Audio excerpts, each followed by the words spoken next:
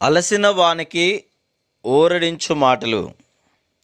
సహోదరుడు భక్తి సింగ్ గారి పరిచర్య నుండి సేకరించిన అనుదిన ధ్యానములు. మార్చి 24. క్రీస్తు అనుగ్రహించు సమాధానము మీ హృదయములలో ఏలుచుండనీయుడి. కొలస్సీ 3:15. అంతరంగములో సమాధానమును కలిగియుండుటను బట్టియే దేవుని పరిపూర్ణ చిత్తమును మనం గ్రహించగలం. ఆ సమాధానము లేకుండా దానిని కనుగొనలేము.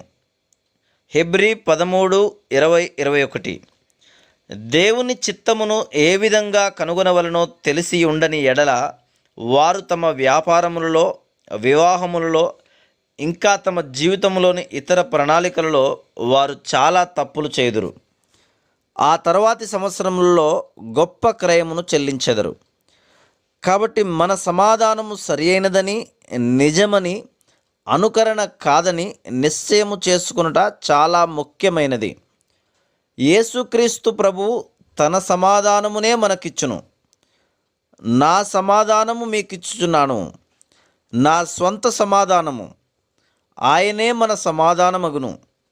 మనము మన ప్రాచీన స్వభావమునకు చనిపోవునట్లు ఆయన మరణించి తిరిగి లేచెను.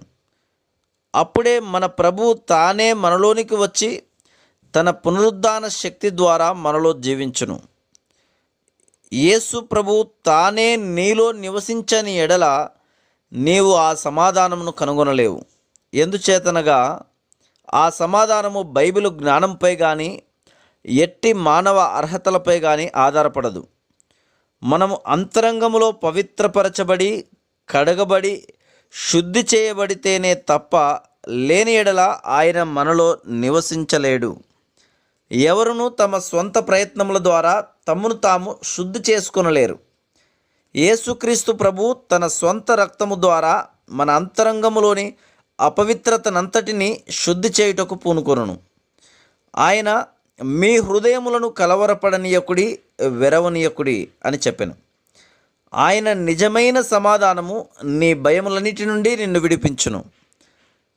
గతమును గూర్చిన భయము, భవిష్యత్తును గూర్చిన భయము, శత్రు భయము, రోగ భయము, మరణ భయము, యుద్ధము మరియు ఆపదల భయము, మనుష్య భయము, ఒంటరితనం వలన కలుగు భయములన్నిటి నుండి మనల్ని విడిపించును.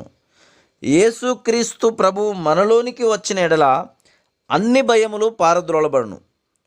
మానవ సంబంధమైన కార్యకలాపములు ఈ భయములను తొలగించలేవు.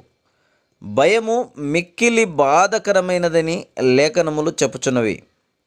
ఆ భయము నిన్ను నెమ్మది లేకుండా చేసి నీ నిద్రను, ఆకలిని తీసివేయును. ఏ మానవుడును ఆ భయమును తీసివేయలేడు కానీ ప్రభువు తీసివేయగలడు. ఆయన మీ హృదయములను కలవరపడనీయకుడి, వెరవనీయకుడి అని చెప్పుచున్నాడు. కొలస్సీ 3:15లో క్రీస్తు అనుగ్రహించిన సమాధానము మీ హృదయములలో ఏలుచుండనీయుడి, ఇందుకొరకే మీరొక్క శరీరముగా పిలువబడితిరి అని చదువుచున్నాం. ఆ సమాధానము అందరితో నిన్ను ఒక్కటిగా చేయును.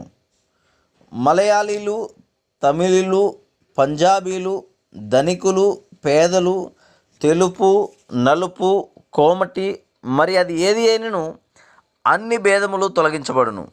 ఏ మానవుడు దీనిని చేయలేడు కానీ యేసుక్రీస్తు ప్రభువులోనే మనం అందరితో ఎక్కడైనను అన్ని చోట్ల పరిపూర్ణముగా ఒకటిగా ఉండగలము.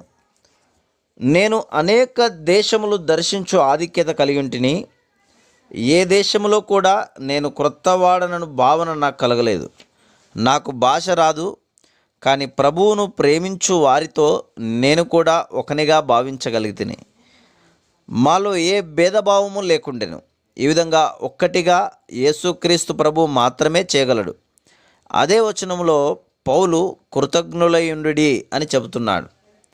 నిజమైన సమాధానము నిన్ను కృతజ్ఞత గలవానిగా చేయును. ఎల్లప్పుడూ ఆరాధన, కృతజ్ఞతాస్తుతి మనలో ఉండును. లేని ఎడల నీవు తృప్తిగా నుండలేవు. నీవు సనుగుచు దినమును ఆరంభించి సనుగుచు దినమును ముగించుదు. ఎల్లప్పుడూ ఏదో ఒక లోపము, ఆహార విషయమో, నీ సొంత విషయమో, దేవుడు నీ జీవితంలోని ప్రతి దానిలో, అన్ని పరిస్థితుల్లో, అన్ని పరిసరములలో, అన్ని షరతులలో కృతజ్ఞత కలిగి ఉంటకు నీకు నేర్పించును. ప్రతి ఒక్కటి మన మేలు కొరకే జరుగును గనక మనము దేవుని ప్రేమ, దయ, కృపలను బట్టి ఆయనకు కృతజ్ఞతలు చెల్లించుదుము. Praise lord.